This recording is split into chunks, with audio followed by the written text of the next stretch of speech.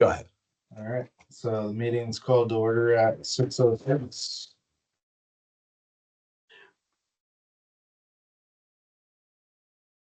Any public comments? Nope. Changes to the agenda? I have two additions that are noted under new business. Whitingham church lights and digger truck. All right.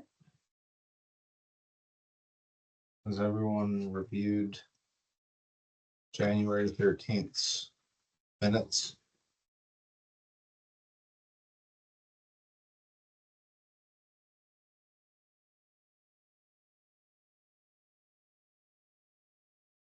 I'll make a motion to approve the minutes of January 13th, 2026. I'll second it.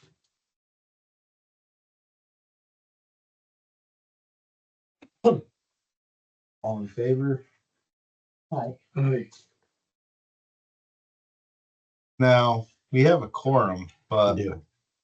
I can't vote on these minutes because I was absent, correct? You can abstain and that would go with the majority. All right. That works.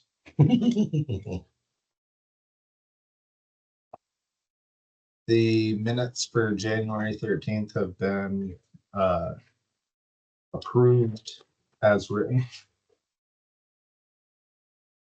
Financial report.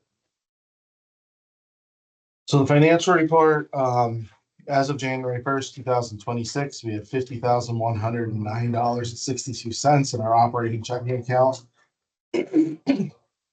We received $159,013.37 in payments and $38.47 in interest, while paying out $158,160 and 42 cents in checks and ACH payments. Our money market account has a balance of $43,663.43. $31,500 was transferred out on 1/14, and another 9,000 was transferred out on 1/22. Both of those for tree trimming. $1,000 was transferred in for tree trimming for the 2026 January. On 1/22, that should be 1/22, 11/22. And 2,500 was transferred in for property taxes on 1/14. We also deposited $1,448.74 in Transco dividend payments into the money.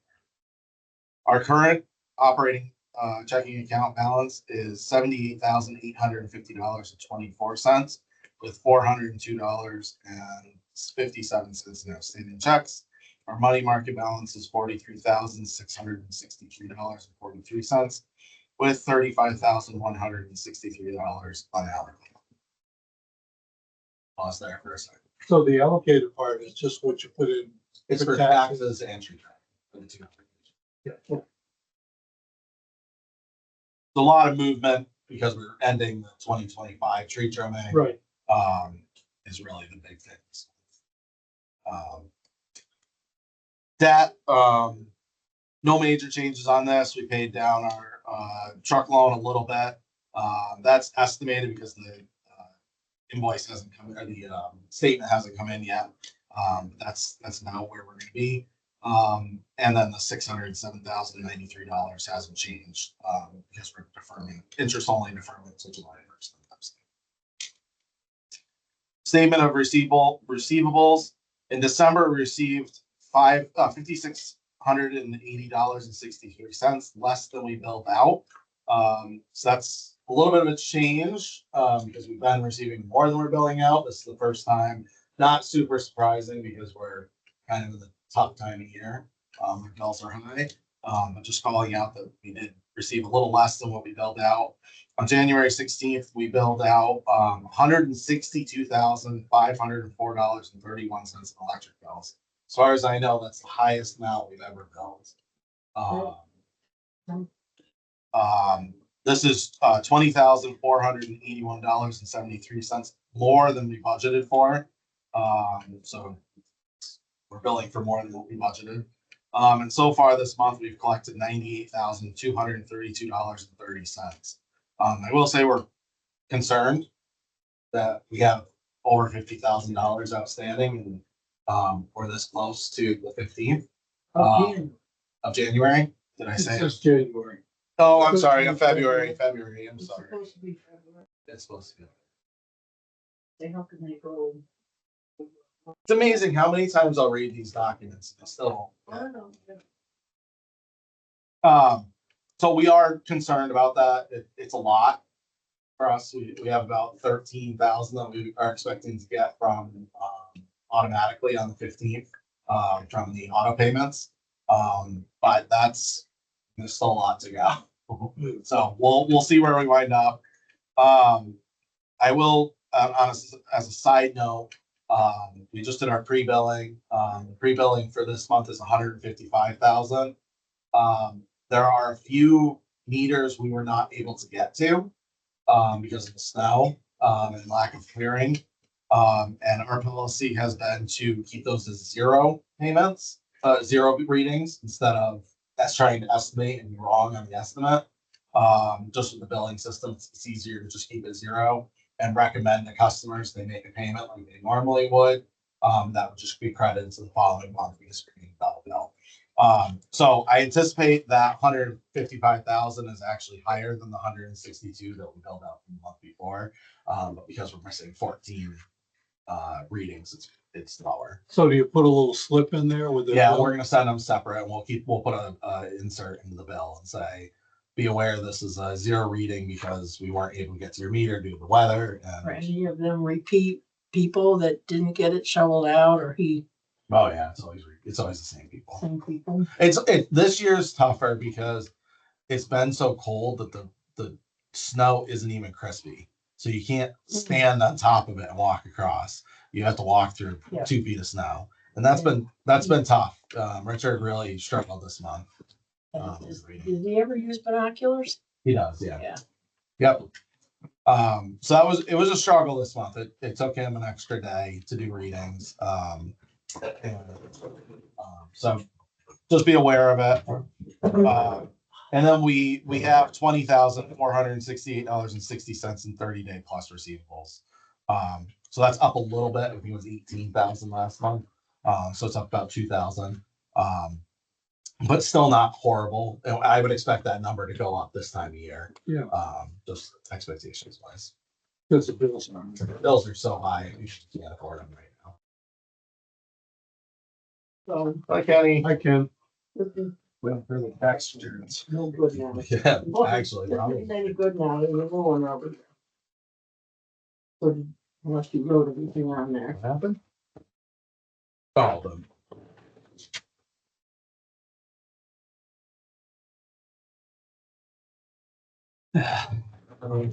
Go, Kenny. Here, can I shoot out your packet with a new one? No. I'll take that one unless you have notes. Oh.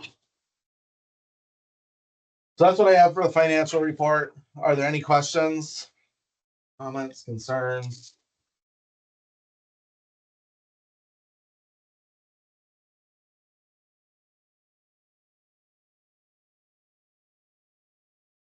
Payables. Payables. Way behind. Scrolling.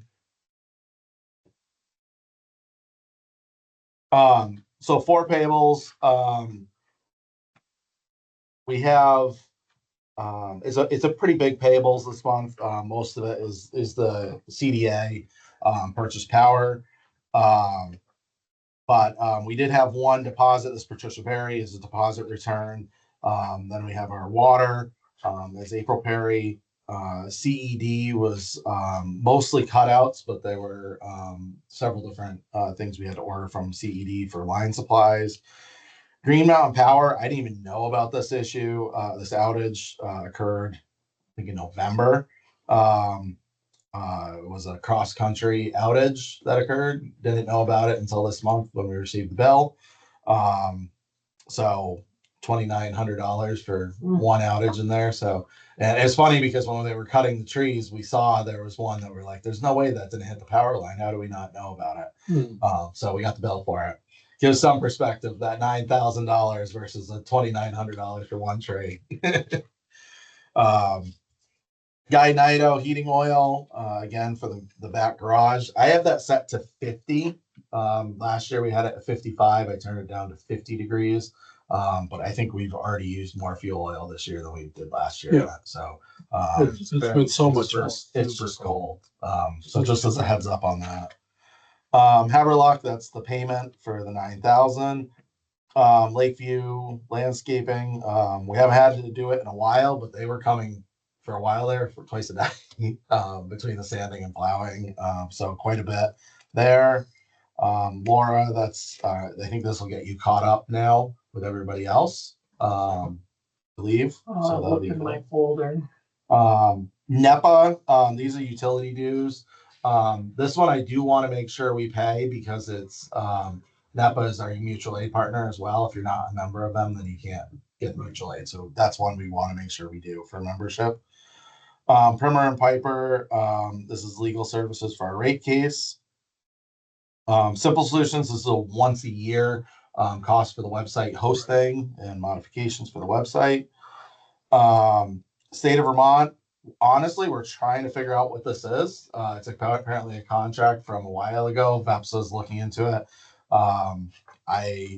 It's something to do with heat pumps and people who got heat pumps in our town. But again, for $97, I just wanted to pay it, so it's done. But we're still looking into what that is and make sure that we're. But it is from the Department of Public Service. I think it's real. It's a real thing. It's just we got to figure out what it should be billed against. Yeah.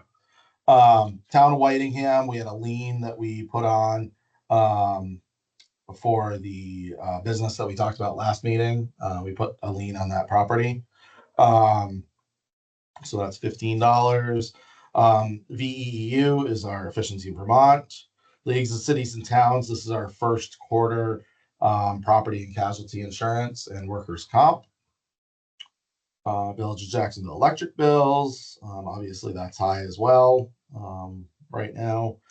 Beamers, retirement plan.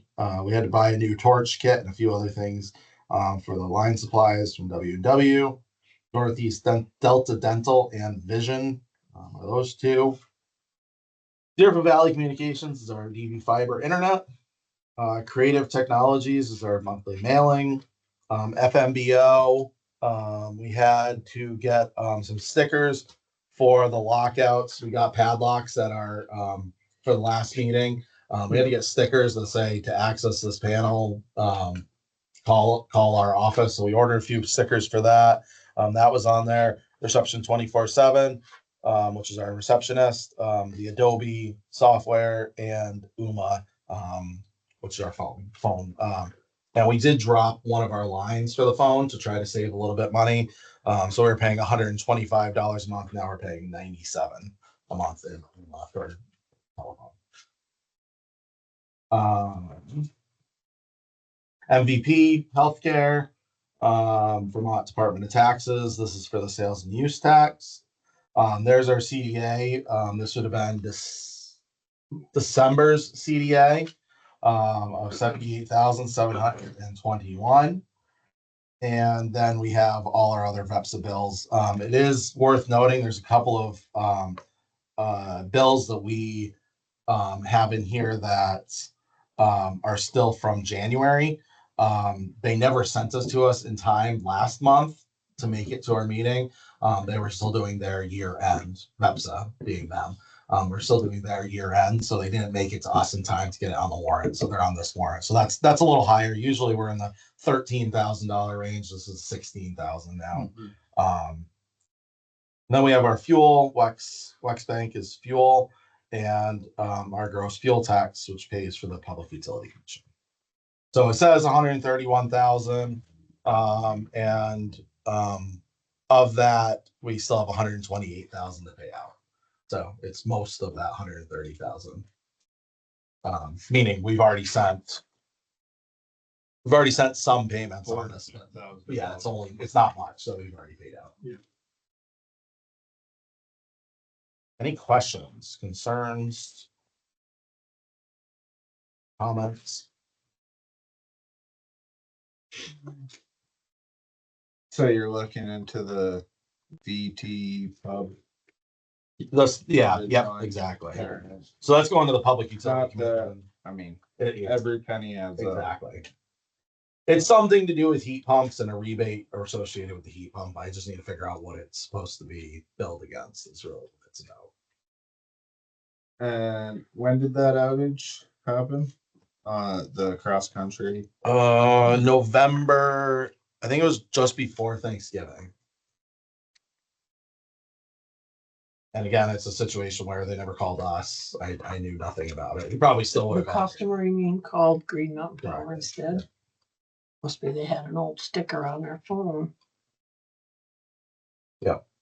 Honestly, it's probably one of those situations I would have had to call Green Mountain Power anyway because Yeah. of where it was located. Mhm. But Right, but it would have been nice for your own mental heads up that,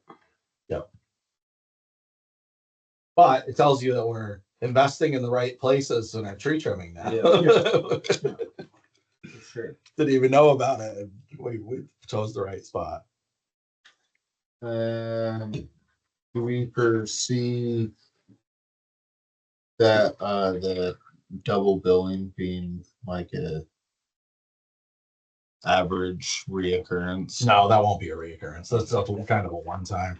The only time we ever see it happen is if they have like one person who does their billing, and if they're on vacation, that can happen. But usually they're pretty good about. Usually we get them on like the 3rd, and these ones didn't come in until like the 22nd.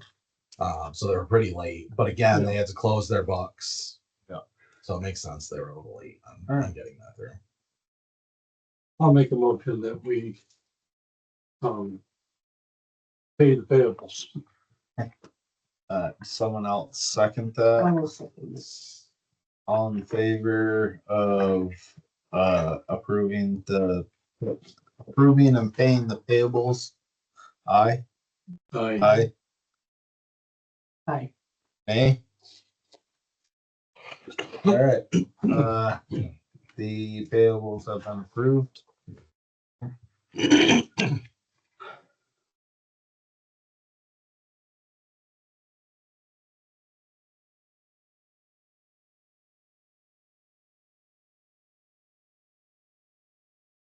The payroll.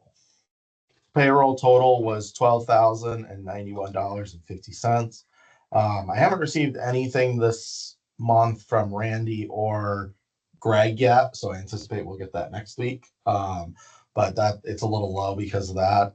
But Dale did include his hours this month, and they're both December and January's that he submitted. So his includes some of that work that was done at the municipal center, where Randy and Greg already submitted that time. So his is a little high this month, but that's just because of that. Richard's a little low. He didn't do any line time this month, and Amanda and mine are pretty much always the same. So Someone want to make a motion? I'll make a motion to approve the payroll warrant. Someone second that? Second that. All in favor? Aye. Aye. Any opposed? All Do right. you have that warrant or both those warrants? that one's in front of you, and that one's right Oh, here. okay. Good to see you. Thank you. Oh, a lot of lines. I know.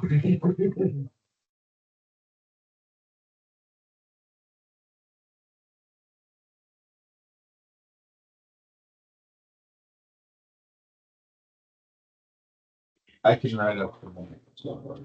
If you need us to, it's fine.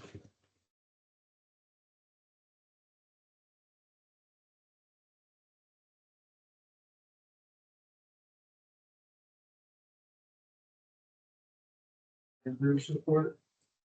I'll wait until everybody signs. Yep. So No I'm problem. missing. They may miss anything.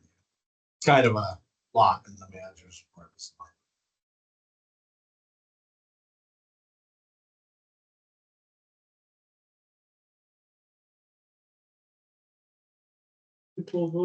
Yep. Thank you, Kenny.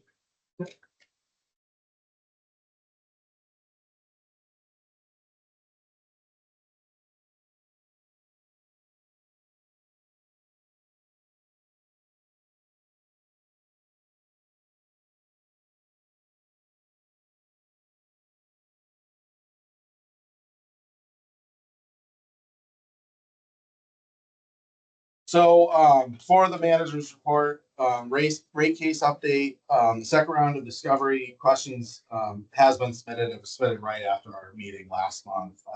We don't expect to hear anything, from the Department of Public Service until February 26th.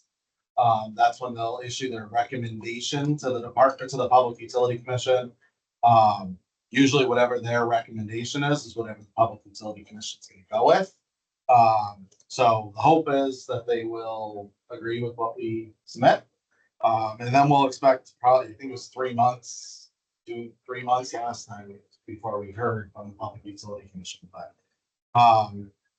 so we'll see. There really wasn't a whole lot in the discovery questions that made us think that they wanted to give us. So for the smart meters, the DCUs, I was told by Aclara that the DCUs are expected to arrive on March 13th. This is obviously pushed out, kept getting pushed out. We expect in November, we expect in December, and now we're expecting in March. However, this is the first time Aclara is telling us directly. This is when they're expecting to ship. So hopefully we'll receive them in March. And we'll start installing end of March, beginning of April. Once DB Fiber has requested a joint press release regarding this project, we're working through that right now. I think it'll be a great way for us to show both the community-owned utilities working together to work towards success of both the organizations, which will be exciting. And if anyone's interested in providing a quote, I'll be quoted in it, as well as Patrick Moreland, the executive director there. If anybody else wants to be involved in that, definitely let me know. We can do that. 2025 tree trimming is complete. We're going to take that off the list. You don't have to worry about it anymore. It is complete and fully paid for. 2026 tree trimming has begun. Trevor worked a couple of days on Bernard Road, maybe 2 weeks ago. He did a really good job clearing. I did hear a couple of complaints that he had left brush overnight. Wasn't a big deal. He cleaned it up the next day, but it's just, we'll keep an eye on it. But he does look like he's doing a very good job. So that's that. Battery storage. Ken Nolan and I met with STEM, the organization that's working on the battery for us. They told us that as of January of 2026, they have made a strategic business decision to transition out of consulting to focus more fully on the battery management part of the business. So they actually have a control center that manages the batteries that they're contracted to manage. That's what they really wanted to focus and make that software better. So it's something higher up than the people we're meeting with. They did recommend another engineering / consulting firm.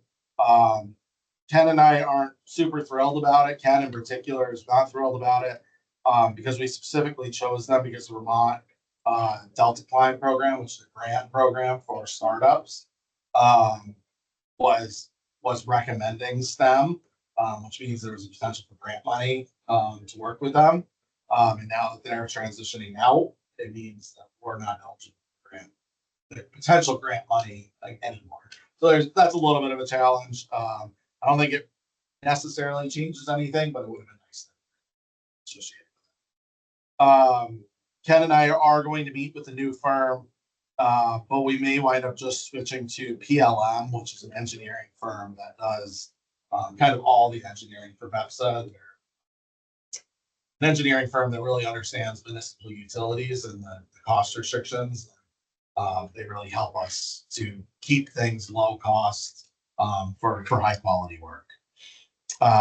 Either way, BEPSA is still covering everything at this point, but it's just something to be aware of. The grid grant, which is the grant for tree trimming from the Department of Energy for $360 something thousand, has officially been submitted to Department of Energy today. I got the email like 4 o'clock today that it's been submitted. They've actually asked us to start doing our RFP for contractors to do the work. So that once we get approval, we're ready to hit the ground running. So just be aware of that. I think that's pretty much it. We are the first utility in VEPSA to submit the grant to the Department of Energy. So that's exciting. I made that a point of one of my goals is to be the first one for it. So Green Mountain Power metering points. This was mentioned last meeting. Rod and I met with a few folks at VEPSA. We're ready essentially when GMP is ready to move forward. We're ready to do it. VEPSA knows how to do the integration, so they've actually done it in Northfield, a very similar setup to what we have. So they have a contract already. The one area that's a little different with our contract is because we're talking about a battery on our grid. There's a potential that we may have a feeder line out and be sending power to Green Mountain Power customers through a battery if we ever do get a battery and we are feeding them through a metering point, which means we're actually selling power to Green Mountain Power. So we need to make sure when we do our contracts that we include that. If that happens, how do we do it? To cover ourselves, we don't want to be giving away for free. So that's just something we're kind of keeping in the back of our minds there. The Department of Public Service will conduct an in-depth review of all public utilities in the state of Vermont. This is mostly because of Hyde Park and the issues there. More on this when we get to the new business. Outages. At the time of putting the packet together, we had no outages. We did get one on Friday for Town Hill Road. Multiple calls for an outage on Upper Town Hill Road, so like from Ginny Morse Road to where Town Hill Park is. It was a blown fuse, no known cause as to why the fuse blew. I did wind up having to call GMP because none of our linemen were available. So there's just a little typo there, then Green Mountain Power needed to be called. Oh yeah, not caused. Thank you. I was just reading sort of ahead of you speaking. Line extensions, no major changes here. We did finish the Brick House Road one, but other than that, we really don't have a whole lot of line extensions planned so far. Not super surprising. It's normal for this time of year. VEPS update. In January, power supply costs were extremely high. Like to the point where VEPS is concerned about how high the costs are. They're very, very high. And February doesn't look any better. VEPSA has already told us to brace for an extremely high CDA this month, that we should get it soon. And next month, they're honestly telling us they're expecting that we won't be able to pay it on time. They're kind of telling all the utilities that. They're just saying it's going to be high, and that that's why VEPSA exists to help with this. The primary reason is that around 70% of ISO New England's energy comes from natural gas, and natural gas suppliers are struggling to keep up with the demand. Is quite frankly what's happening. And then once there is natural gas resources, it is required by law that heating is the priority for those resources. So we're being told, I mean, our generators are being told you can only get one delivery of natural gas. I mean, it's through a pipeline, but one equivalent of a delivery every so often. And so that is severely limiting what we can do. Decreasing the supply. Exactly. Yeah. So first time since I started here, oil actually was a higher generator fuel than natural gas at certain times during January. It was pretty crazy to see. What I have here for the maps, you can see, I'll do it on this. So these maps are ISO New England in real time. These are in megawatt hours. So we buy in kilowatt hour, or we buy in megawatt hours and sell in kilowatt hours. So this is real time on January 28th at 9 a.m. That's $472 a megawatt hour. Just to give some perspective, that translates to 47 cents a kilowatt hour. Mhm. We sell our power at 26 cents a kilowatt hour. So we're losing double what we're charging. And then the day ahead was $518 a megawatt hour. So even worse the next day. So I mean, we're saying the range is between 30 and 50 cents a kilowatt hour at our cost. And again, we're selling it at 26 cents. No way to recoup that? So rate gates. So what they're saying is, so first of all, this is a good example why we should have a battery. This is a great Yeah. example because we had a battery during those peak times where it's costing the most. We could use our battery to discharge and save on that. And so we'd actually be saving on the cost of buying power. Yeah. It wouldn't work all the time, but it would work some of the For time the peak time. for those peak times. And so then we could be buying at a cheaper time. The second thing would be we're trying to get these numbers from January and February included in our rate case that's coming up. Because this is, if we can't bill for this, then we're just going to fall behind even more. So I'm trying to figure out how to make sure those numbers are going to get included in our rate case going The forward. current one? The one we're going to be doing in July. Okay, Because normally that would be the 2025 rate year. And yeah, I'm suggesting maybe it should be March 2025 to March 2026, so that we can include these high numbers.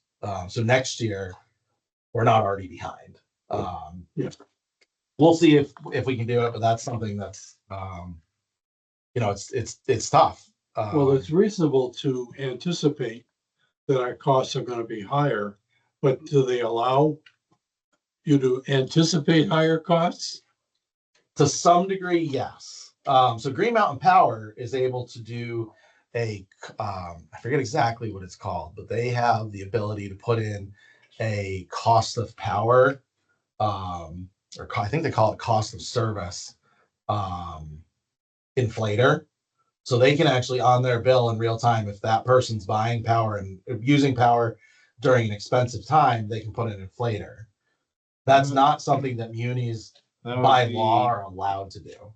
Okay, Right. that would be once the smart meters are And it would actually take an act of the legislature to change it. really, Mhm. but We're working on it. yeah, why should municipal It's a power whole different companies rule. be it, disadvantaged? They in the say it's marketplace? because we're supposed to be the buying power from the most efficient places, where Green Mountain Power is buying from places that might be more expensive. well, But we're all buying it's power hard from to the do same that spot. when they keep on tying their hands behind their Yeah. backs. Yep. But also I thought, if I'm mistaken, then correct me. They're trying to enforce the peak time type differential. They're working on it. That's part of the AMI. They want us to do time of use. Yeah. And that will, I mean, but we're looking at that. I mean, like, just to give some perspective, we do AMI this year. Let's say we get all our smart meters in this year. We're probably looking at 3 years before we get, a rate design case going in Yeah. for Jacksonville that would actually reflect that. And in the meantime, this isn't going to change next year. This isn't going to get any better. Yeah. And I mean, keep in mind, I mean, all the states in New England are all seeing the same thing. I mean, it's Yeah. all, but I mean, the other thing they tell us is they want us to have 3 to 6 months of cash reserve on hand. So we should have, $300 and something thousand in cash reserves. No problem, right? Sure. Except they won't let us charge that in rate cases to make that happen. So then they're saying, well, you want us to have it to determine whether we're a stable utility, but not let us have it because you won't let us charge it in the rates. So anyway. So then next, this is just a good energy mix. So you see natural gas is this blue, and normally blue is the biggest. This gray is oil. So this was on the 28th. You could see oil was bigger than natural gas. Yeah. Like Um, 30%. yeah, it was pretty big. And so that's a challenge. And then just to give, so we were told when we were at the MEPSA meeting, we were told this week of the 28th of January, the cost of power that week, the entire week of that, cost more as VEPSA whole than the entire month of December. 1 week in January cost more than the entire month of December in cost. Can I ask a stupid question? Can any of this reflect the temperatures? It is, yeah, it's all about the It's all temperatures, about yeah. the temperature. So the problem is what happens is we're switching everything over to electric, right? That's the goal, is everything goes electric. But the problem is we really don't have enough energy Not enough generation. to be able to produce it. And so it's kind of a cart before the horse kind of situation where we know we need to grow the generators, but generators take 10 years to grow. But in the meantime, we need to grow the grid to see how big the generators need to be. And so we're in this in between right now that we don't have the generators, but we have a demand on the grid that's just not keeping up. And ISO New England in particular is bad, but it's happening all over the country. Texas and Tennessee are pretty much the only two places that it's not happening. So like in April and May, things. They will level out. Yeah. level out. I mean, I can check right Well, now, just but looking at that top line right there, right. So ISO New England right now is $197 real time market right now. So 19 cents a kilowatt hour right now cost. So it's expensive during the winter. And I the reason I like to point this out is because I think I always operated with, you mean we're selling more power? People are using more power, selling more power, we're making more money, right? Yeah, but It's not. We're actually losing money when people use it at the peak time. When everybody else is using it, we don't want to use it. which is why we need a battery. Which is why we need something at least. But yeah, battery would be Battery or water wheel out the back. exactly. So the next, Jen just texted me. Hang on one second. She asked if she should come or if we're almost done. I'm gonna say she should come, right? Everybody agree with that? We're almost on old business. No, we're almost on the manager's report. That's Almost on old business. almost.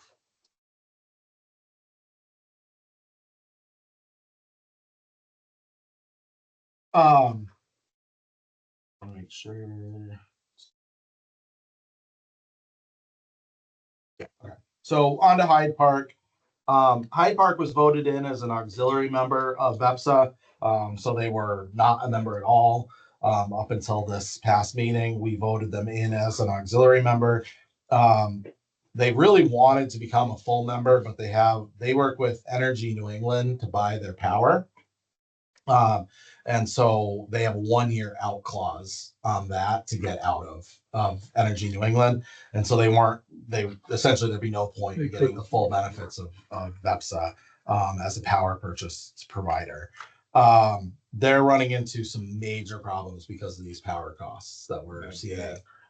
Because they buy wholesale at the market where we have VEPSA buy on our behalf.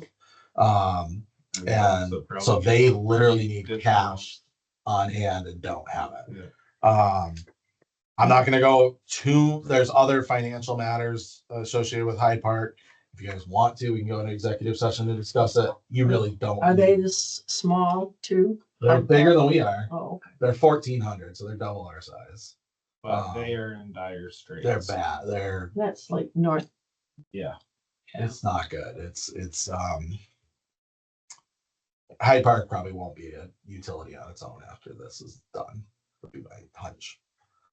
So if you want to, you can go into executive session. I can discuss that more. But again, it's nothing that's going to directly affect anything at Jacksonville. Legislative update. I'm not gonna go too in depth with these, but portable solar. Essentially there's a bill to introduce portable solar where you can plug it into an outlet. The panels can plug directly into an outlet and it feeds back and it makes it very easy to add solar. The problem is if there's an outage, there's nothing that requires the panel to shut off so you don't send it back to the grid. And so it's dangerous for line workers in particular. So we tried to add some language around that concern, and the legislators said that as long as it's UL listed item, it should not have any issue, which we're not sure how anyway. They've been Um, up on a pole. Yeah, exactly. Exactly. So there's safety concerns. We're gonna have to be a little bit more diligent, but it's something to be aware of. Yeah. Disconnects and consumer protections title as the Vermont Energy Equality Law. Essentially, there's doctor's note requirements. If you have a doctor's note that says you are exempt from paying your electric bill, you get 3 months to pay that. That's a little different. It's going to change to the doctor will specify the amount of time instead of just you get 3 months. They're also identifying periods of extreme heat as part of that. So we can't disconnect during cold temperatures right now. There's some discussion about whether we can disconnect during hot temperatures. Not at all. 95 plus degrees is what the number is being told right now. So that's something we're monitoring closely, and then developing realistic plans around disconnects should be part of our SQRP filings, which is we already do that, so it's not a big deal. What's SQRP? I'd have to look up exactly what it's a report that we file that essentially says this is the amount of disconnects we did this month. It's a service quality something. Okay. Yeah, it's service quality. I know that. We file it once a month. Essentially, it just says this is how many disconnects we did. Okay. We rarely do disconnects, so it's not really a thing for us. But I need to have an acronym dictionary. yeah, there's a lot of acronyms in this industry. And the SQRP report is probably going away maybe this year or next year for a different report. So you don't have to spend too much time learning it. They're redoing it. Real quick. Yeah.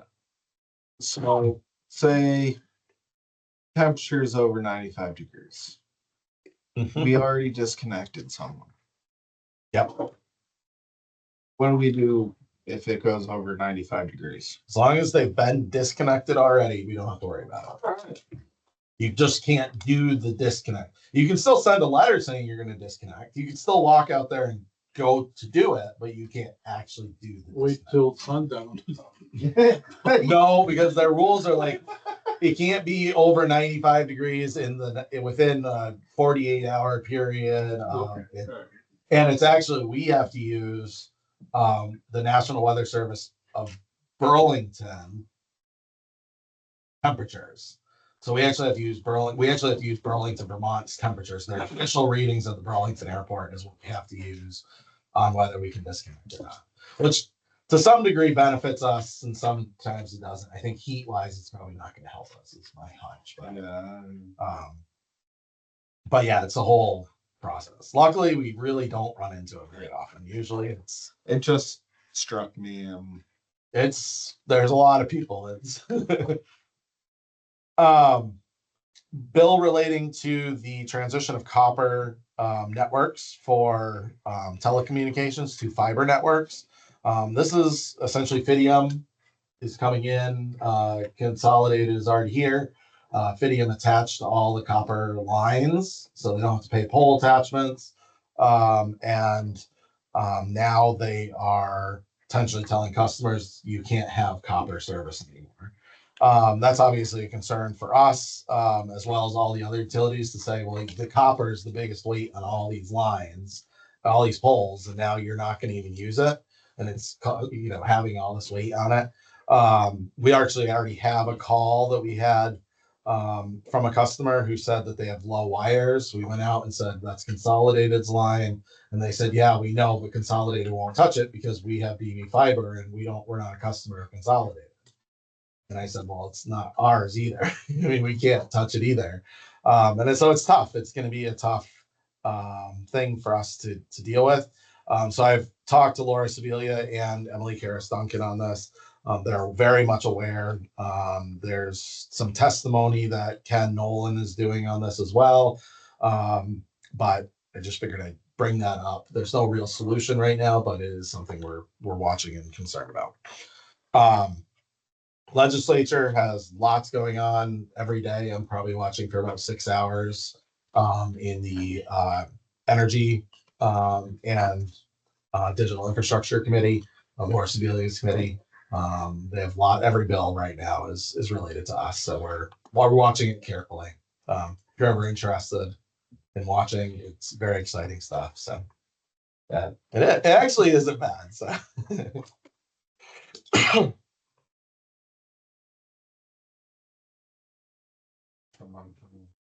say Jen might be walking in. Who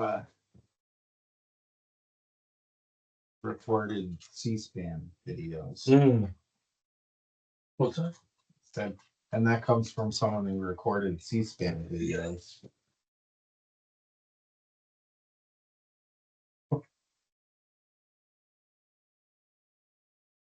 Thought I heard some Me too. vehicle sound.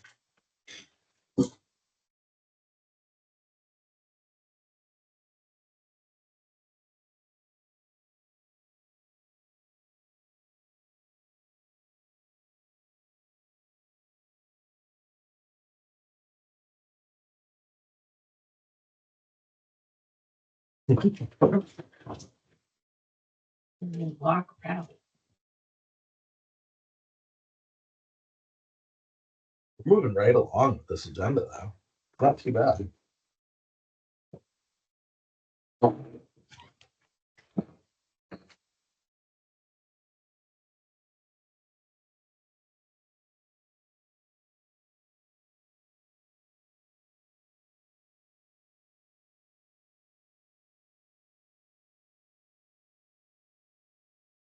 No, no, Nope. Can you just read that line without saying it out loud? when do you want Just want to know.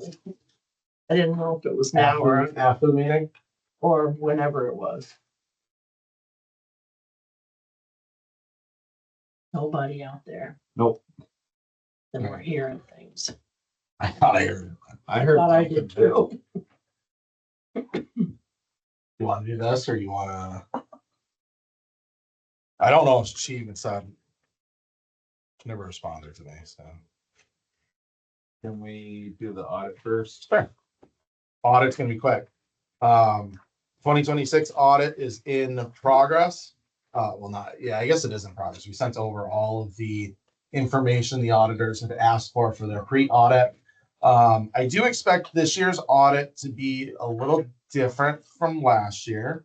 As I mentioned before, the auditors that we use are the same ones that Hyde Park used, and they're under a little bit of scrutiny for how they did Hyde Park. So I anticipate there might be a little bit more to it. The other thing I want them to do is I want them to have an opportunity to meet with you guys to present what they found. That was something that was brought up for the VEPSA meetings, is that the audit was done, but the auditors never were able to talk to the board and you guys weren't able to ask questions. And I want to make sure you guys have that opportunity. So it might be just on the phone, I'll exit out of the room. You guys have the opportunity to ask questions and go through the audit as well. Because I want to make sure you guys know everything that's going on as well. So just as a heads up on that, I think that, you know, from a transparency perspective, I think it's important. So that's all I had on the audit. Oh, wow. Wasted a bunch of time. Woo! Have room to write that all down? I have most of it right here. They are coming in March. So the audit will be done. The in-house part of the audit will be done for our next board meeting. So just as a heads up on that.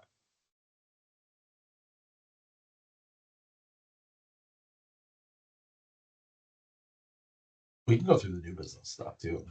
Sure. So the Muni Health Assessment, this is mostly just for your pleasure reading.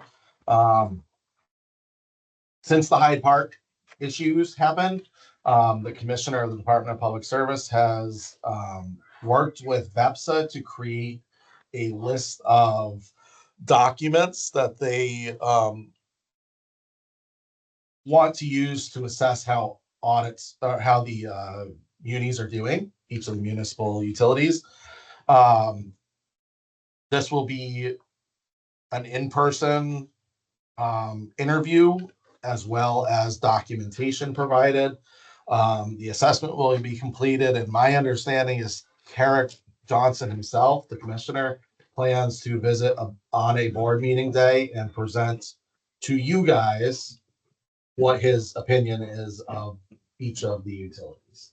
My understanding is the recommendation from BEPSA is that they're going to start with the largest utilities and work their way down to the smallest ones. The belief is that there's a lot of things that Carrick is expecting to be able to get that he doesn't know he won't be able to get. We're on new business now.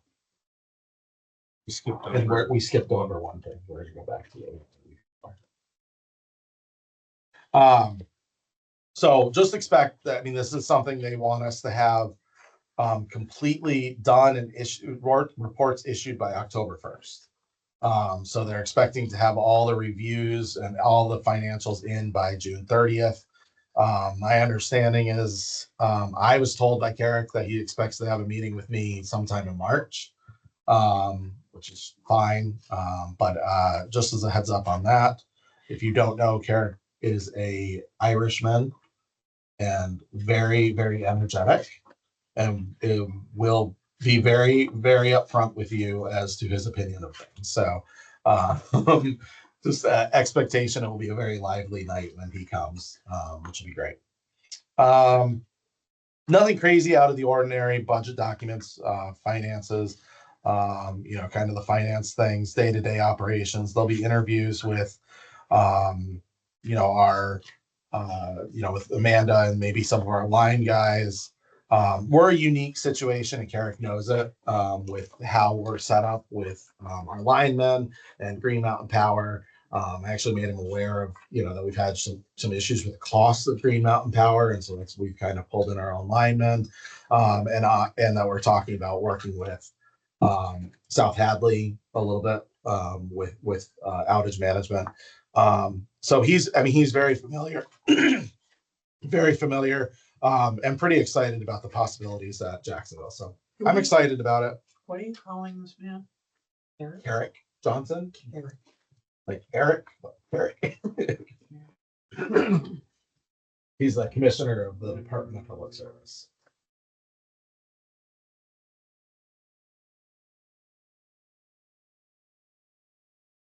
That's all I have for that. Any questions, concerns other than just that we have to do it? I'm excited. I think it's actually going to result in a better understanding from the Department of Public Service of how the municipals operate. But I think he will also have ideas of what we can do to make ourselves better. I don't anticipate him coming in and saying, "You're horrible, just shut down." I don't expect that. I think he kind of expects some of that, but I don't think that's actually going to happen. I think it's going to be more of a learning opportunity, which I think will be really good for us and the Department of Public Service. So this basic financial data, financial reliability, structure, all that. Yep. That was given to us as far as like that's what they're going to be looking for. So this was, as I said, this was a 4-page document originally of what he wanted, and Ken Nolan and him kind of went and said, these are things that we can actually do. Even some of these we can't do. So are we looking to do like an in-house audit before he shows up to kind of have a lot of the answers that he's looking for beforehand? Yes, so these documents BEPSA is pulling currently what they have for us. Whatever they don't have, they will come to us and start asking for. Okay. A lot of this is coming from BEPSA. I just don't wanna be caught. We won't be, yeah, no, no, and by the time he comes to our board meetings, we will already have had everything put together, sent off and reviewed by the. Since we're the smallest. We're We've last. been to others already Yeah. and gotten a hint. That or of what you're gonna get and what you're gonna get. Yeah. You know, we were talking about the organizational chart, and that was actually something that was brought up in the hearing. And they were saying, you know, organizational chart for a municipality, even a 6-person municipality, which is a big municipality, an organizational chart is ridiculous. And then they even brought up in the hearing Jacksonville, and they were like, Jacksonville's 2 people. Like, you really want an organizational chart for Jacksonville? It's not good, you know, we can do it, but it's not gonna help you any. Pretty simple. Exactly. So it's gonna be interesting. I think there's a big learning curve for all of us, and I think it'll be good. I think it'll get us all on the same page. For all of us involved. That's all I had for Should we input. finish up the new business, or do you want? It's Oh, yeah, might as well. Okay. So the Whitingham Church, so in the center of Whitingham Village, there's a church. That church has 2 streetlights. They're spot streetlights, kind of like what we have here and at the municipal center. That apparently haven't worked. I didn't really know that they were even there. Rick Bramlin, I think he's the pastor of that church or associated with it somehow, reached out and asked if he could have those repaired before Old Home Week. Our crews did investigate and found that it was a bulb related issue. One bulb's already been replaced. The other one will be fixed in a couple weeks. But what happened during this process is we realized that this is, these lights were originally installed as a donation from Jacksonville Electric to the church. And like in the Lee Kingsley time, so way back. We don't receive any payment for it or payment for the maintenance to them. Just for reference, we do have our current streetlight rate at $4.87 per month per streetlight. And a new streetlight, our cost is $480. So if we have to replace it, it's about $480 plus labor to replace it. So we don't really make money on streetlights in the grand scheme of things. I'm just looking for guidance as to whether we want to continue to donate those streetlights and or if we should start charging $4.87. It seems kind of weird to me, and I figured I'd call it out. We talked to Bug about that I've not talked about it. way back when they first had the streetlights. And then the town took it when they paid for them all. Right. They put in more lights, stuff for different, I don't know why they don't take care of that. The The town, selectmen, yeah. They should. I could ask about that too. Yeah. Yep. Ask Bug, but he can Okay. tell you what went on, but Yeah, I I definitely know at will. the time the town took it over. Okay. In my time, Joe Winter got a grant, I think, Oh, really? for this, somehow I think. Upgrades to LED. Correct. Yeah. So So, streetlights on the pole. Yeah. Seems a little town would pay for the. Well, they got streetlights way up by my mother's, like, Right. Well, those ones are the village. Those Yeah, ones we pay for. they, ain't nobody up there. I got a replacement of Two old one of ladies. those that's about LEDs. it. One old lady, just Joyce. It's not an Only one on the whole LED, but it's, street. Yeah. Streetlights all the way down through. So that's what makes me think. is Probably it's- the because it's a village. spot instead of a. So the only LED spotlight we have is one that we were given. The That's one. one in went up. the one in the municipal center. This one that we just put up here is a mercury, sodium, high pressure sodium.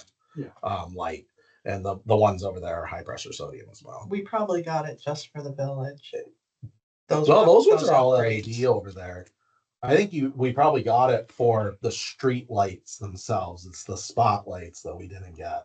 You get the difference between a street light and a spotlight? Yeah. So street light hangs down Yeah. and shines down. The spotlight kind of shines Projects across out. and projects into your window, and so it kind of lights up more of an area as opposed to the street lights are a lot less The intense diameter of and- light is Yeah. smaller.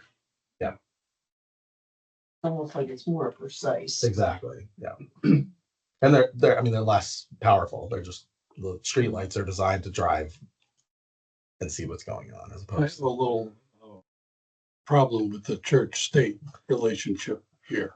that was a little bit of where I was kind of wondering how we want to do that. Again, it is on poles. And I guess it was originally designed to shine on the steeple.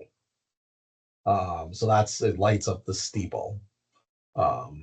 That's not pedestrian. So it's not even pedestrian associated. So is the church unable to pay such a small amount? I don't know if they've ever been asked to. I think it's been donated and nobody questioned it, and it's just it is what it is. And that's why I bring it up, because I wasn't sure if it's something we want to continue or not. I didn't see the point in continuing it, but maybe there is. I don't think- I will look into whether Town of Whitingham wants to include that in theirs or But he specifically asked you. he asked me to fix them. They were already on the pole, and he asked if I could fix them, which we have. But now it brought up the question of who pays for it. Because I honestly think we lose money on streetlights for every streetlight we have. They're about our streetlight, the LED streetlights are about 10 years old, and we've probably had 10 calls for streetlight issues this year. That I have sent 2 guys out for an hour. That $100, or $70 an hour for those 2 guys to go out and look at a streetlight and fix it. And I mean, it costs money, and it's they're getting old, and I don't think we really make money on it. Once we do a rate design, we'll be able to kind of include that, and they'll bump up the cost of the streetlights. But for now, it costs a lot for us.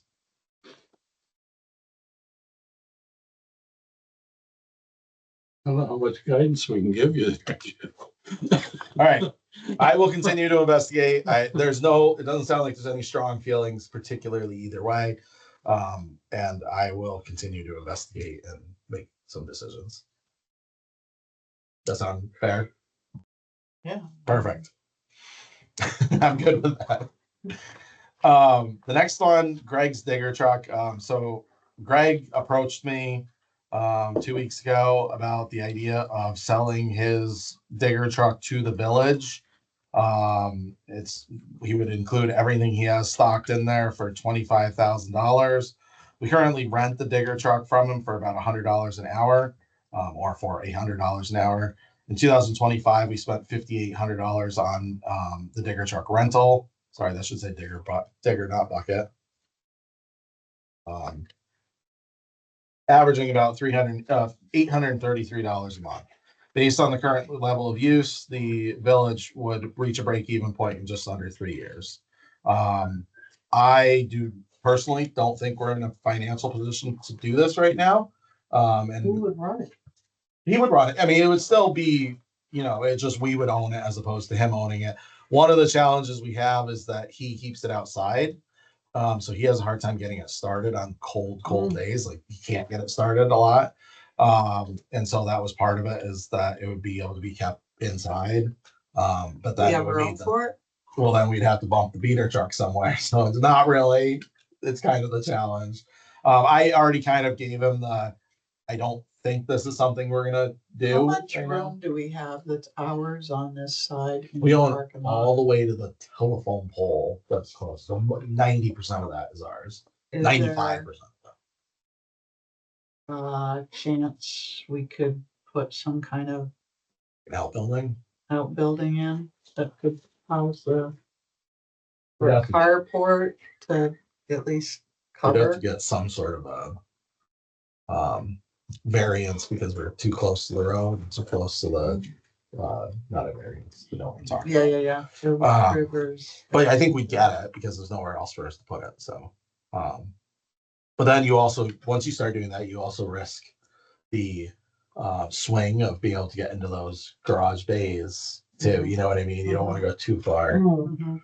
It's tough because I think it's a good deal. I don't think he's being ridiculous and asking, and I think it's a good deal, and we have used it way more than I think we expected to, because you're able to grab right onto trees and push them over and things like that. And so it's been really helpful to have it. But I don't think we're in a financial position right now to do it, unfortunately. I said maybe next year or the year after would be more of where we're, maybe once the bucket truck's paid off, we can do something. But What year is it? I have to, I honestly I don't. mean, he bought it used. Yeah, So- I want to say it's 16, maybe. What? 16, maybe. Yeah, 2016. Digger trucks are not like bucket trucks. They're not as expensive. You can usually pick up. I mean, if you pick up a new one, you're going to be paying 200,000, but usually, like in the 50,000 range is for a decent digger truck. I mean, they're designed to dig. They're not really anything crazy, but they don't need to be certified they every do. year. They do. Yeah. And so he's certifying it right now, himself. What is certifying? It's dielectric testing. Make sure if you hit Got it. something, it's yeah. But I think we get a good deal at the $100 an hour. And that my concern is that he may say I don't know if he would or not, but my concern is that he may come back and say, I'm losing money like crazy on this. I gotta bump up the rate.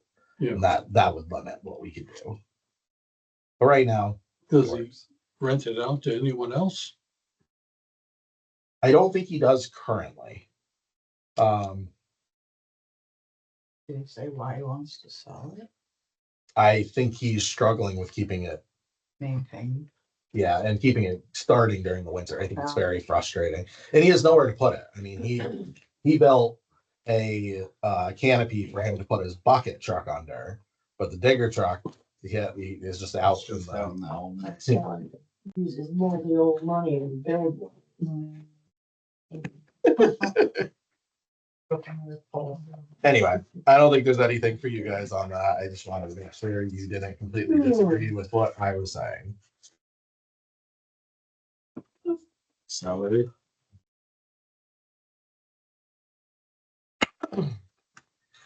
So as you know, after last meeting, you guys said that, well, actually a while back, we talked about Tyler and I meeting, and it was, you guys reminded me of that last meeting.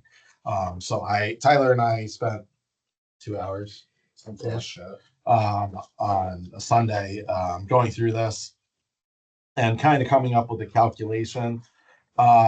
So we went through and we created a formula based on where Jacksonville is versus other utilities, and compared what utilities are paying for those positions, how many customers the utilities have, annual revenues of those utilities, and how many positions are being completed by each employee. Because here we have 2 employees that are covering multiple positions to cover for that.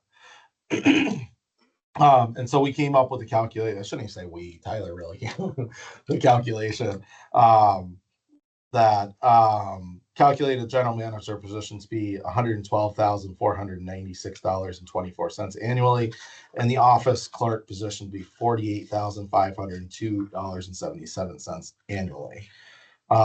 We calculated 2 paths to get to these numbers. One's a 3-year path, one's a 4-year path. You guys can see those. And then just note that there's still the COLA adjustments each year, as well as the VEMR's match will go up.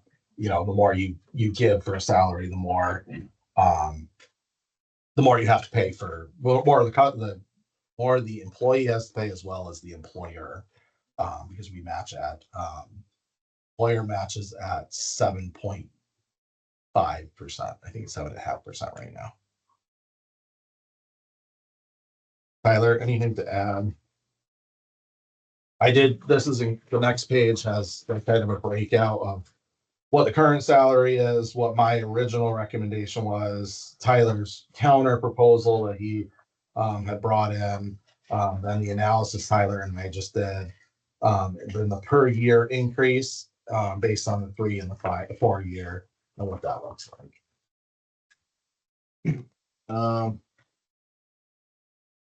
Is anything?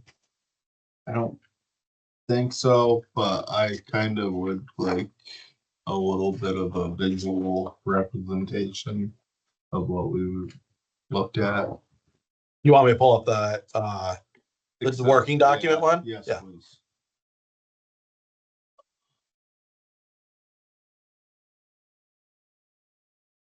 It's a little bit of chicken scratch, but we can probably work through it. Where did I put that? It's in here. It's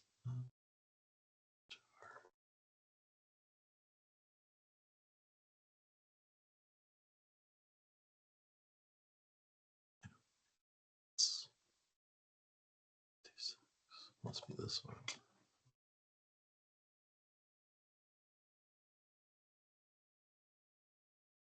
Yeah. You want to do manager or customer service? Or do you not care? It doesn't matter. It's just to see what we were working with These. and how we came about. I mean, it's good to have the line items Yeah. on here, but to actually see what we were working with. Yeah. So essentially, what we went through each of these utilities and we were comparing these two numbers right here. This is their amount that they have for revenue and their amount of customers. And obviously we're smaller than that. So that's what this 80% and the 60% were. How much is the man? This is manager salary. So how much of the manager salary was percentage wise in comparison to the revenue and electric utility customer accounts. Then we did that adjustment based on how that compares to Jacksonville, I believe. Yeah. We also used the one that received the most as Yeah, that's right. The like Linden our- was the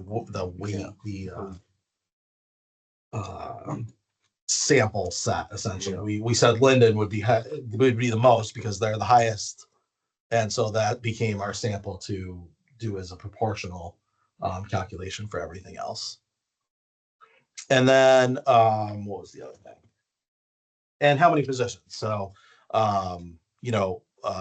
again, the general manager position, the utility manager is also acting as operations manager in this particular case. So there were 2 jobs. We combined those 2 salaries, which I think is this 285. If I'm not mistaken. We gave it And a weighted percentage. percentage. Yeah. Yeah. Which I believe is something over here. Okay, so you're kind of getting to apples to apples. That's what we're trying to do. And of course, it's very difficult to actually do that apples to apples, but that was the whole idea, is using Right. weights of different things that we both thought were important to be able to compare apples to apples what the each of the salaries should be. It hurt my brain. It was a rough You hurt your brain. it was a rough 2 hours on a Saturday afternoon.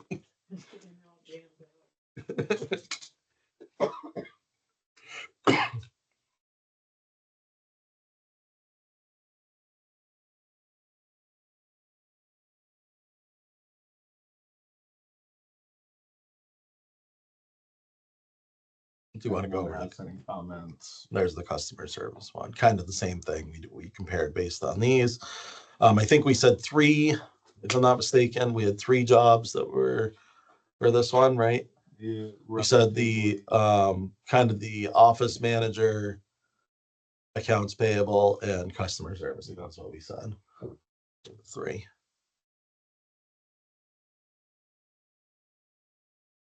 If anyone has any questions or How did you come up with the weights. percent or weights? So we took the amount of What's this? positions, and depending on how many positions each electric company had, Yeah. they would be given a 1, 2, or 3, and it would either be 25%, 50%, or 100%. Essentially 100% divided by however many positions it was. Okay, And then the weight for the electric customers was essentially the amount of customers for that particular utility divided by the highest utility, gave some percentage, and obviously we're 12% of the highest utility. And so then we were able to say, okay, well, if we're 12%, then we can apply that to the 80% that this utility is, or right, across the board.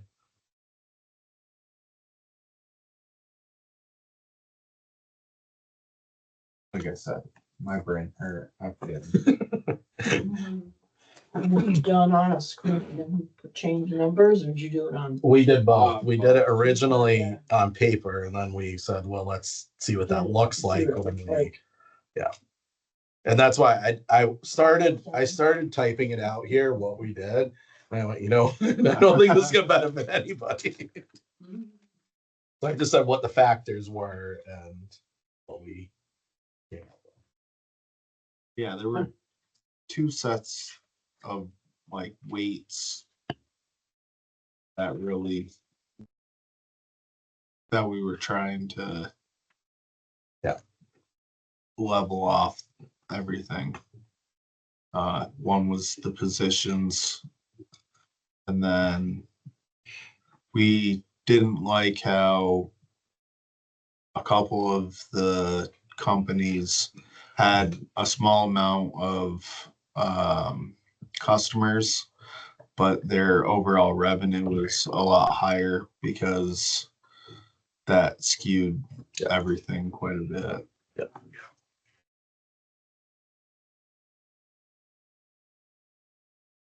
That's the Ethan Allen effect. yeah, Yeah.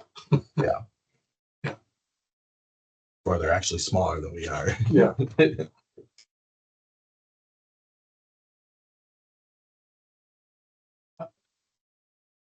How about personnel wise? Are they smaller than us? No, they have more than 2 people. It's either 3 or 4. Their general manager is a lineman, so that he actually goes back and forth as a lineman as well. But he's also a senator as well. So right now he's not working as a lineman or as a general Was manager. he the father as well? I think he used to be a father. He's a little older now. Yeah, he's Oh, busy right guy. and thin. he just got appointed by the governor to fill the senator position. He's like, I don't have time for this, but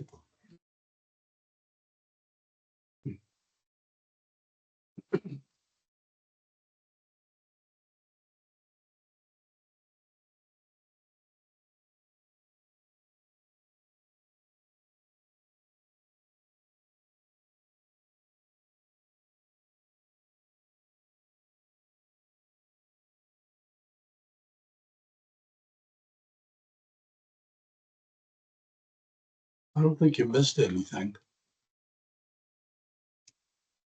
I don't know. I'll be careful. No, it seems like a pretty thorough. I think we both had numbers We in our were head going we back and expected. forth quite a bit.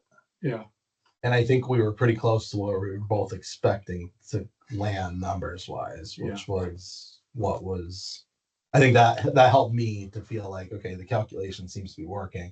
So we did it for both the customer service and for the manager. And we're like, okay, that seems like it would make sense. We based on what were we're saying. within, $5,000 to $10,000 yearly salary range as far as what we were thinking of and what the formula gave us. Yeah.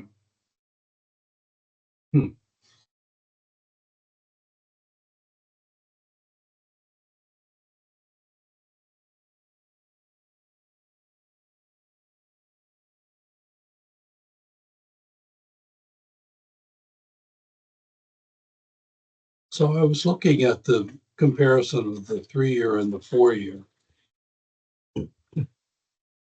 Yes. and would it make any sense for us to start out with a 4-year and then jump to a 3-year in another year? See where we're at. I think that would make sense from a financial impact. Yeah. Yeah. The one thing we would want to keep an eye out for is the rate. Like when things fall rate case wise. Yeah. And so then what you're thinking you would start as a 4-year and then you In another year, take a look and see if we can switch it to, switch it to the 3-year. Yeah. Got Which would, you understand what Yeah. it do? It would move you up right away, right. and then next year you get You might have a bigger, bigger bump. depending on how everything plays out. Yeah. Yeah. That would make sense. And then we can plan for it. Then we can adjust based on how budget winds up at the end of the year and things like that. Yeah. That makes sense. Say something. I mean, it's only what? About 9.5 as opposed to 12.7 or 12.8. Right. Right.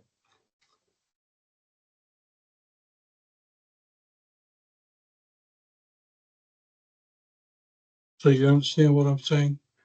That would be an easier way to transition it, Agreed. because we didn't plan for this Right. Correct.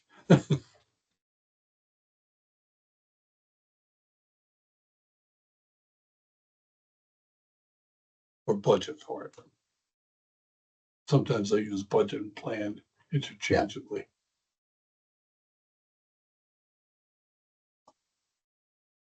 I'm trying to remember if I adjusted my, since you guys, I'm wondering if I adjusted the budget numbers or not. I think I did for Amanda's, what you guys approved for Amanda's, but I didn't for this. Yeah. I think that's how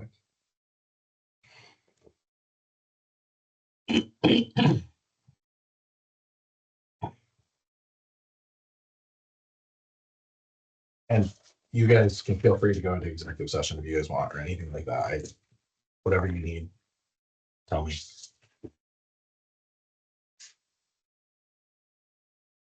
Oh, then while you're here, can you maybe sign some tables?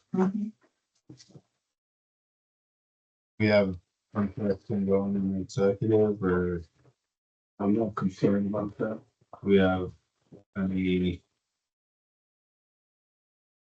conversation?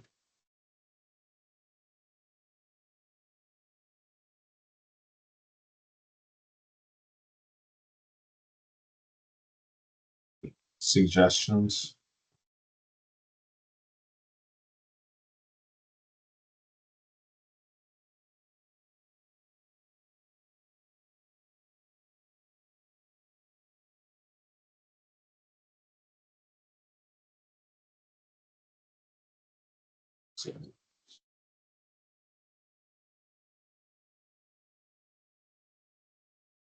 Well, how about if I give you a motion, then we can have discussion.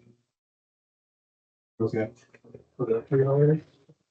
That'll be fine.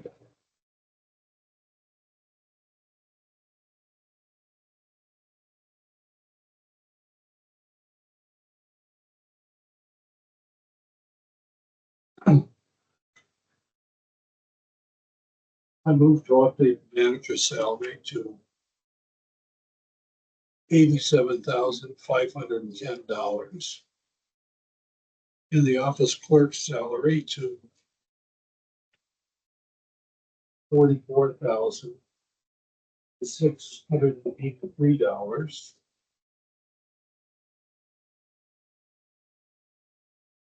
To be implemented over a number of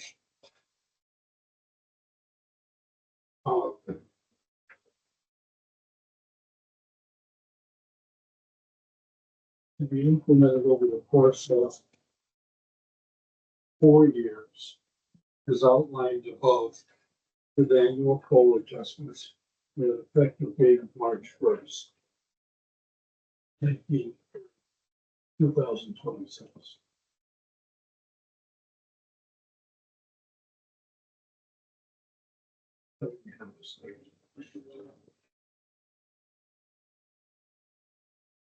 That make it March 3rd. So it can be a pay period starting March 3rd or ending March 3rd. That way it aligns, we don't have a mid change of pay. Oh, sure. Beginning with a pay period of, You do a check dated March 3rd. March 3rd.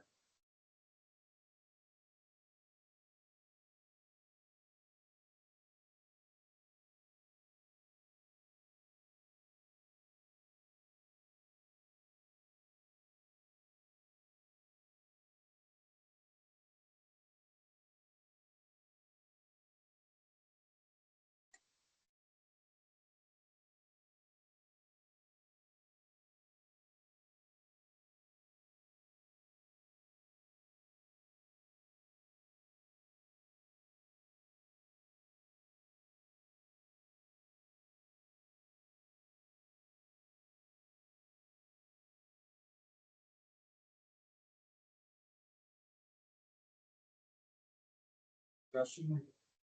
Did you want a second? Oh. A second.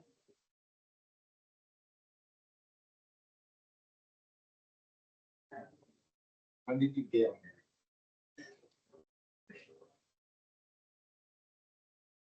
I know, I wrote one down. Well, it's probably like what, 10 minutes, you emailed me? Yeah. Probably watched the recording. 6:44, so say 7 o'clock.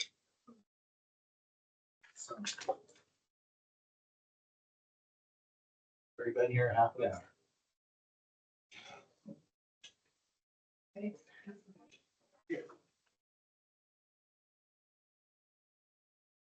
So how does that timeline kind of line up with projected rate cases? So projected rate case that'll be effective July 1st. Which this will be included in. And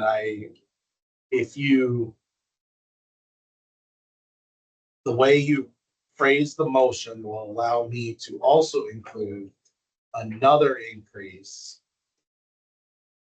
as of January 1st, I assume is what, or that time period. Because you're talking about next year, making that second change, which would allow us to include that in the rate case In a year. a year from now. That would be fine too. Then in that case, I have to look into that. Because that will be outside the rate year at that point of what this rate case is. But if we're already following the 3 year. Right. At least this information, even if we're going to go and review it and possibly change it to a 3-year plan, that will be forecasted. The 4 years increase Correct. will be forecasted for Big part of the the budget. next rate case. The next rate case, Yeah. yes. What they won't do is they won't say, oh, that's the salary you're gonna pay the manager in 4 years. I'm gonna give it to you now. They won't do that. But But they will say, we will give you the rate so to they'll reflect that to reflect 2027. 2026. Well, yeah, but I mean, like, And then 2027, you have to Yeah. put in another rate case to reflect that. but what I'm saying is they see that we already passed the 4. We Well, we haven't yet. Do they see that? Yeah, what I'm gonna have to do is put together for our next meeting. Well, I've already implemented, but what we'll do is I'll put together a document that you guys all have to sign That will That- be submitted. with the rate case that says this is our plan for the next 4 years for the salary and see what they're willing to do and not. Yeah. But that'll be your It should be commitment to projected at least the 40. Yeah. 4 Right. year. Because that's the only way we're gonna pay for it. exactly. We're not gonna pay for it out of any profits. Right. Unless power supply goes way down in cost. Thorium. Man. Oh, What? thorium. Yeah. Orpheus. Yes. The nuclear isotope. There's a lot of breakthroughs with it.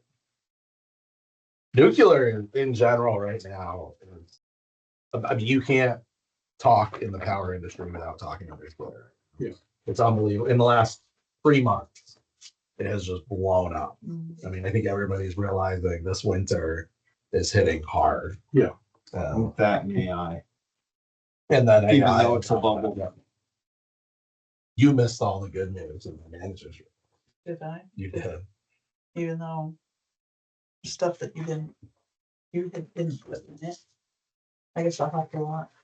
There's stuff that I didn't put in.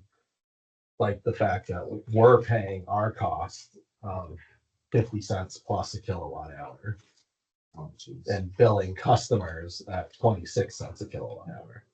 Is that a temporary thing? Cause you did have That something in is here a that. temporary thing. Huh. It better be temporary, or else all Well, utilities in the you country. mentioned wind power got shut down and then Right now, natural I gas. read this is- when you sent it to us. Yeah, natural gas is very limited right now. We're having a very hard time getting natural gas supply, and so they're actually burning oil to produce energy. Didn't know we were getting it from that. ISO New England gets it from 75% of ISO New England is from natural gas. Not necessarily what we buy, but that's New England as a whole. So when whatever is out there for a total amount of power, some percentage of it is natural gas, some percentage, and we buy from only certain sources based on what we need. Our biggest mix is still natural gas for us. But we're higher in the renewable side than, Disturbing. unfortunately, New England power supply, there's very few other resources out there right now. Anyway, sorry, completely off topic. A little bit. Now that we have a second discussion for the salaries. Any discussion? That being the case, all in favor of updating the managers and customer services salary to the 4-year plan, with a review next year. Beginning with pay period of March. What was it? I think March 3rd. March 3rd. All right, I did write it down correctly. Of March 3rd, aye. Aye. All those opposed? Any abstentions? Any? No? Okay. So the managers and customer service salaries have been updated to the 4-year plan of starting at $87,510. $87,510 and $44,683 respectively, starting in 2026, March 3rd. All right, thank you guys. That is all I have for the official meeting. What about did you do the audit? We did. We have an We audit. have an audit. It will be the in-house portion of our audit will be completed before our next board meeting. It's gonna be a little different this year. I mentioned to all of these guys because our auditors are the same auditors that did Hyde Park, and I think there's a little bit of question as to how well they did. I would say so. So, and just to give some, I mean, they're the same auditors that do 75% of BEPSA members. So I don't know if we're expecting anything really different from them, but I am asking for them to be a little different in how they present it back to us. I am asking them to come have an opportunity to talk to the board members. One of the big issues at Hyde Park was that there was audits being done, but the board members didn't know the results of the audit. Like actually talk to the auditors. And so I want to have an opportunity through Zoom at least where they can talk to you and you can ask questions and explain the financial position that we're in to make sure that we're doing what we want to do from a transparency perspective. So it'll be a little different than last year from that regard. I just want to make sure you guys feel comfortable with understanding where we are. I don't think there's any super big surprises, but maybe they'll explain it differently than I will, and you'll be surprised by something. I don't know. But that's all I really had on the audit. Not easy to get one. It is not, and it's very expensive. Yeah. How much did we pay? I think it's 21,500 this year. And remember, we sent it out to RFP and no one responded except for them. I No think responses. Brattleboro just found one and they thought it was hugely expensive and it was like 16. Town of Whitingham. Why? pays. Town of Whitingham, nobody wants the 'Cause it's- utility. It's the utility. Nobody, the town of Whitingham's audit is 26,000, I think. And just to give some perspective of what we are versus them. The school audits. Yeah. Comparable. The utility There's that. world is just so complicated that there's just too many ins and outs and there's too much liability. Yeah. It's not you charge taxes, you get taxes. It's rates and regulation and there's just too much there. Anything else that you wanted to specifically cover on those? We have a question about the business we discussed last time that we're going to do offline. After the meeting. I'm good. Move we adjourn. 1 second. Okay. All in favor? Hi. Aye. Adjourned at 7:45.